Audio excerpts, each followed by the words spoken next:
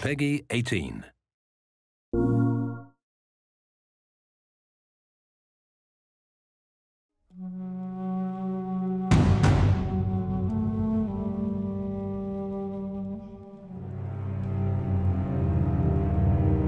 Don't make a sound.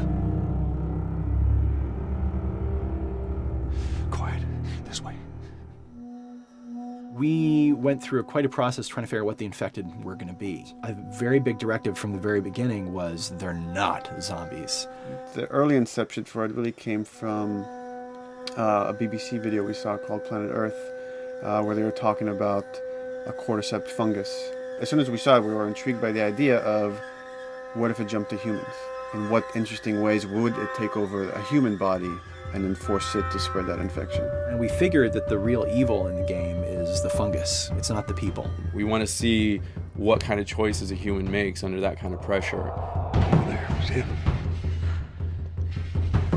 So as we're trying to develop the look of the infected, we went through so many different iterations. Some that looked really alien and subhuman, some that looked just essentially like zombies, and we couldn't find like an original place for them.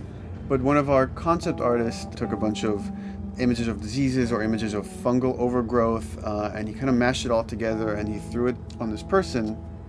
It was definitely very challenging to try to convert that 2D concept into 3D, getting kind of the feeling right from all different angles. This isn't some decaying corpse on the ground. This is a living thing that's going to be coming after you in the world.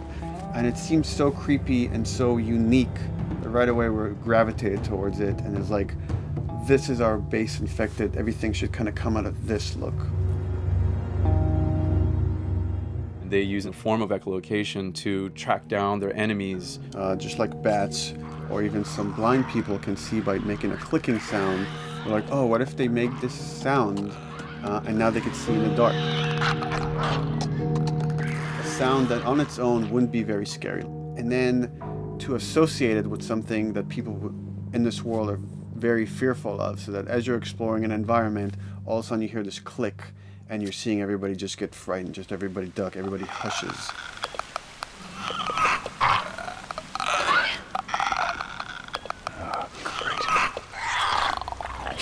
When the infected feels like it's going to die, it finds like a dark corner and it becomes part of the environment. The fungus grows out of there, and if the fungus lingers there long enough, then spores will come out, and if people can breathe those spores, they become infected as well. Pretty much everyone in this world has had one of their loved ones at least become the infected, so they lost someone this way. It's a pretty brutal fate if you know, you're headed down that path. You've got some hard decisions to make. We actually made it. It's called luck. And it's gonna run out.